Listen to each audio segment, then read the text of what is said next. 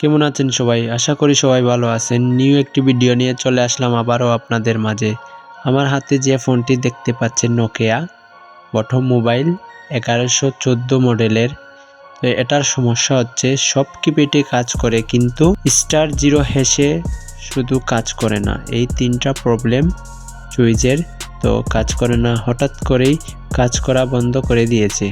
Customer আমার কাছে নিয়ে আসেন এই সমস্যার জন্য। তো আমি দেখে বললাম যে হয়তোবা আইসি থেকে প্রবলেম হতে পারে, নয়তোবা যে তিনটা লাইন আছে সেটি কেটে যেতে পারে।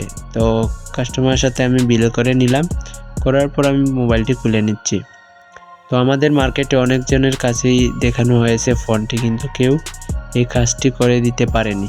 তো আমি দেখে বললাম যে কোনো জায়গায় কি দেখাইছেন ফোনটি? বললেন যে তোমাদের মার্কেটে দেখাইছি ফোন, অমুক অমুক সমস্যা। তা আমি বললাম আচ্ছা সমস্যা নেই, আমি দেখি কি সমস্যা করে।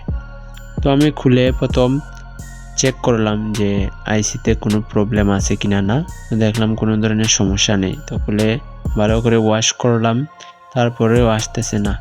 তো আমি এখন চেক করতেছি, আপনারা তো দেখতেই পাচ্ছেন কোনো ধরনের কাজ করছে না, কোনো রেসপন্স নেই।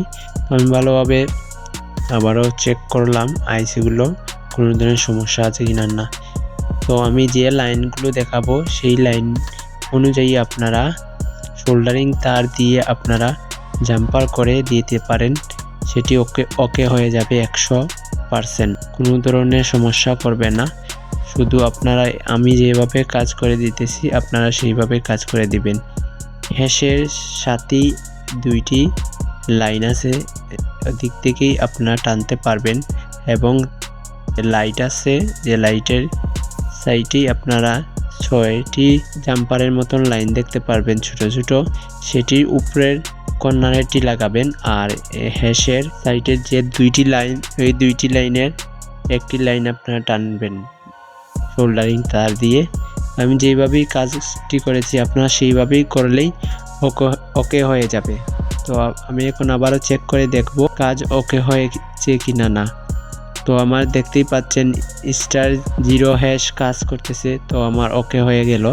তো আপনারা সেইভাবেই কাজ করবেন, আমি যেইভাবে কাজ করেছি, তাইলে ওকে হয়ে যাবে 100/100, কোনো ধরনের সমস্যা করবে না।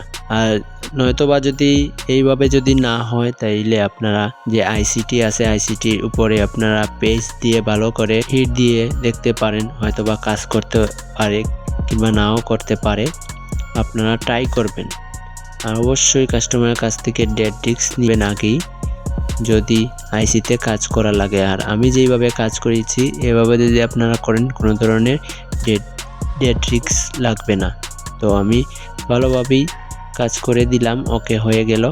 তো এই ভিডিওটি দেখে যদি আপনাদের ভালো লাগে তাকে অবশ্যই লাইক আর একটি কমেন্ট করে যাবেন।